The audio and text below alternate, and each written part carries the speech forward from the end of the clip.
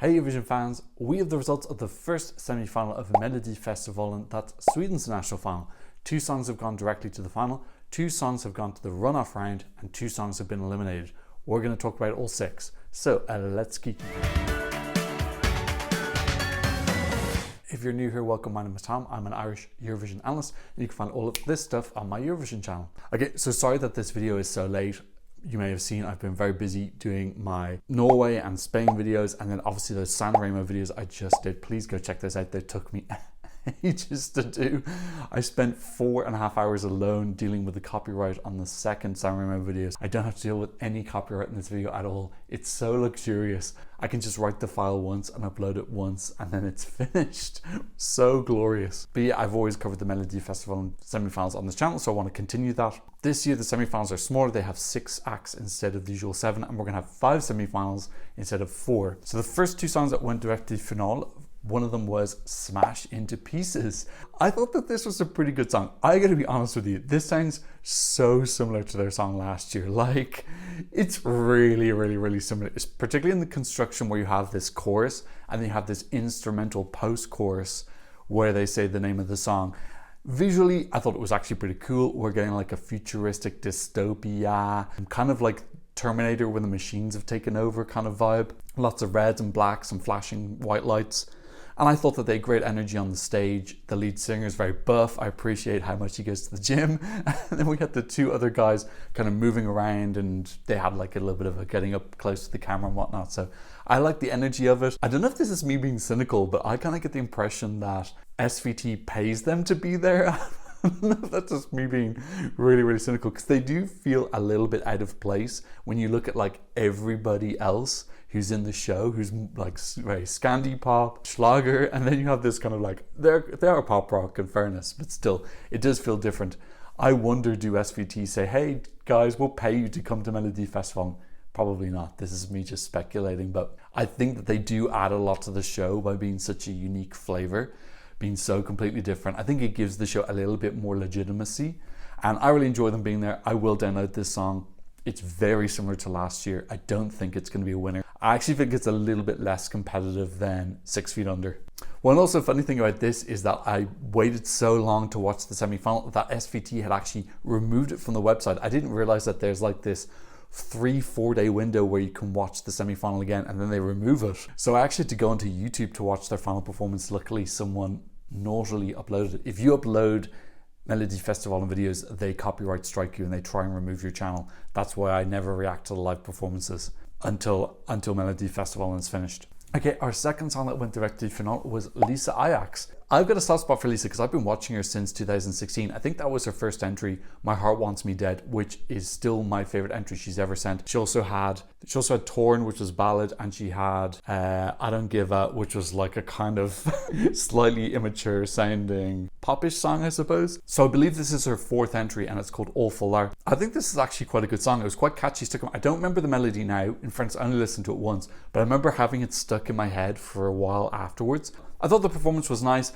That bit at the start where she turned to the side and you could see her tummy, and I was like, is Lisa pregnant?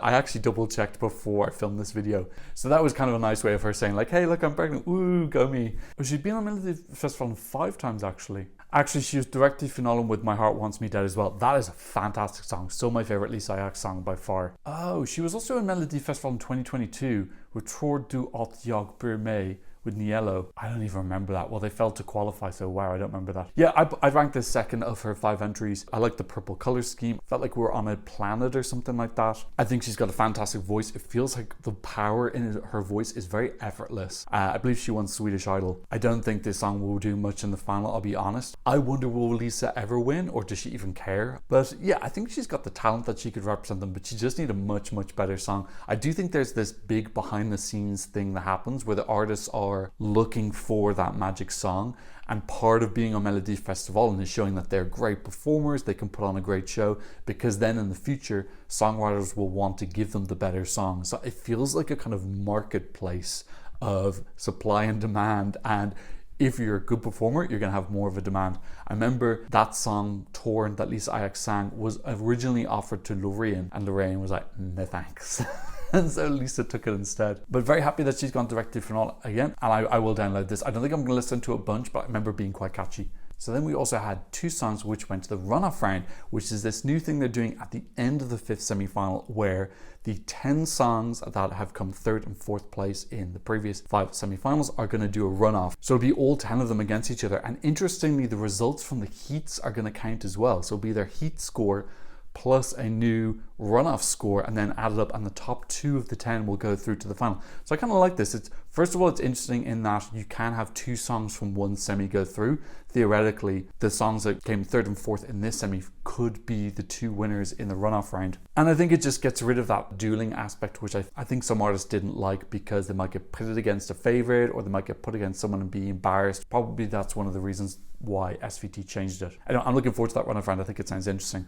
So the first of those 2 artists was Elisa Lindström, giving us our necessary dose of Swedish Schlager. I thought she did a great performance. It was really entertaining, extremely choreographed, but we kind of expect that with Schlager. She hit every single camera cut. She got her big notes in. We had this over-the-top shell thing that she borrowed from Angamake, who borrowed it from Valentino Moneta. Yeah, it's a really fun song, very catchy, very upbeat, kind of throwaway lyrics. That's just part of the whole Schlager package. I didn't think her dress looked great. It's very high cut, which is fine. I don't mind a high cutting dress, but it just made her torso look quite short. It's more just, it didn't look flattering on her. So yeah, I just think that styling was a little bit off.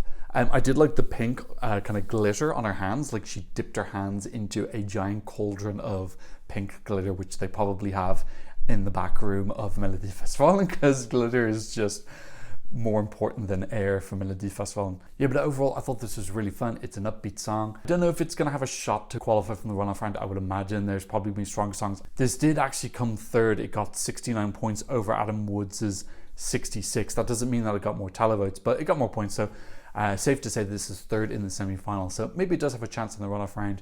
I love the representation. Singing's great to have some Schlager. I think this is a nice entry. Okay, and then the second song going to the runoff round, which came 4th in the semi-final, was Adam Woods, who opened up the entire show.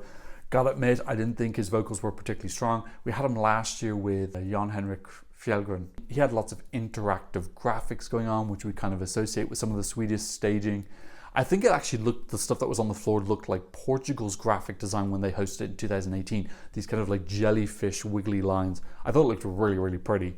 I just don't think his vocals were strong. I think he struggled vocally and it didn't sound great. The song was fine. This kind of like pacey, dancey pop that I associate with Sweden. It's very well produced. Lyrically, fine. He just chose the theme Supernatural and sang a couple of metaphors about it. That wasn't blowing my mind. I thought it looked beautiful though. He didn't sound great, but it looked beautiful. And I don't think he's going to qualify from the runoff round. Okay, and we also had 2 songs which were eliminated. The first of those was Samir och Viktor, who came back again. They always sing in Swedish, which I really appreciate. Both of the songs that were eliminated this week were the Swedish songs. I have to admit, it did kind of feel like it was 2 drunk friends singing, although I would probably describe all their music as that. It was kind of fun. They were on a stage, they were singing and shouting, and then they had some dancers come on, and then they ran forward and did some bops. They don't have the strongest voices, and I do feel like they expose themselves, particularly in the verses, to a lot of singing, and none of them are particularly good singing. I know Samir tried to do a big note, which kind of didn't work. But then it was fun. It was a big party. At the end, we had confetti and dancers. And one of the interesting things about this is it got 10 points from the 3 to 9 vote, which is kind of expected.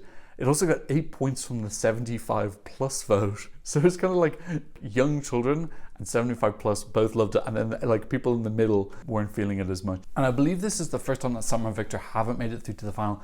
Groupie got through Andra Hansen round, Bodanorka did as well, and so did Schofla. So this is the first time that they're out, which is a little bit sad, but yeah, I think this is probably the weakest of the 4 entries for me. Okay, and then the final song which got eliminated was Melina Borglowe singing Min Melodi. And I thought this was really pretty. She did it really badly. She came last with everyone apart from the telephone. The telephone's very mysterious. What is telephone voting? But yeah, I thought her staging was very pretty. It felt like a little bit similar to Sudden Lights, their final staging in Eurovision with all these beautiful lights. I thought she's made a really pretty mood. Very nice to hear a song in Swedish, but yeah, this just didn't go down very well. It does bring up the question, can a song in Swedish win?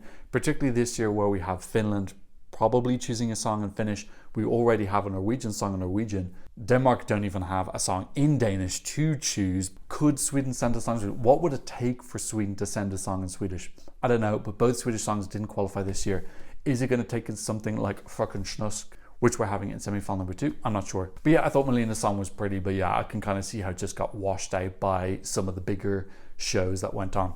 Okay, overall, I thought it was a decent quality semi-final. I have to admit, I don't feel like anybody in the semi-final is going to make big waves in the final. I don't think Masterpieces are going to reach top 3 this year unless it's a weaker year. I think Lisa as well is going to be kind of making up the numbers in the final. Elisa Lindström and Adam Woods. Elisa possibly could win the one-off round. Adam, I don't think so. I think the bigger songs are coming up. Heat number 2 is the one I'm the most excited for. We have Liamu singing Dragon. I've heard the snippet of it and I'm really excited. And also Fröken Snusk singing Unga and Freya, which I think looks really fun and camp. And then Maria Sur When I'm Gone, which looks like it has some super cool futuristic staging. So I'm really looking forward to Heat 2. I think it's going to be a much higher standard and we're going to see more people who might have an impact on the actual final. Okay, so that's what I thought about Melodifestivalen Heat 1. My God, I can't talk today.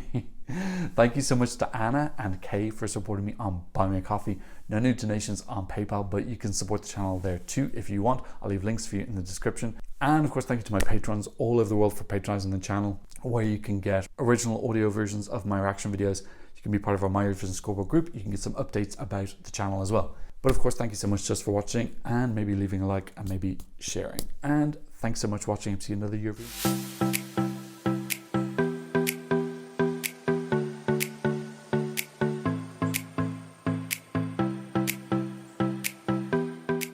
I'll see this video very soon. Goodbye.